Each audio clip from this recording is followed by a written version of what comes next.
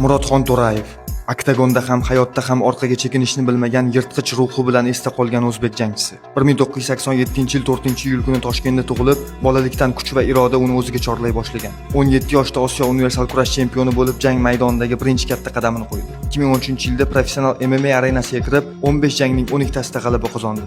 Sochidagi Liga S70 turnirida rossiyalik Yevgeniy Yerexinni atiga 25 soniyada nokaut qilishi unga Osiyo ayig'i degan laqabni berdi. Bu jang shunchalik ta'sirli bo'lganki, uni tomosha qilgan Vladimir Putin ham hayratini yashira olmagan. Biroq kuchli jangchilarning taqdiri ko'pincha xavf bilan yonma-yon yuradi. 2018-yil yozda Toshkentdagi tungi klubda kelib chiqqan mojaro Xonto'rayev hibsga olinishiga sabab bo'ldi, lekin tez orada ozod qilindi. Oradan 6 oy o'tmasdan 26-noyabr kuni Chorsu savdo markazida unga pichoq bilan hujum qilindi. Murodxon To'rayev hech qachon jangdan qochmadi, na ringda, na hayotda. Lekin 2021-yil 19-iyul kuni Toshkentda yuz bergan halokatli avtomobil to'qnashuvi uning qisqa ammo yulduzdek porlagan hayotini so'ndirdi. Uning qabri boshiga kelganlar odatda jim turadi.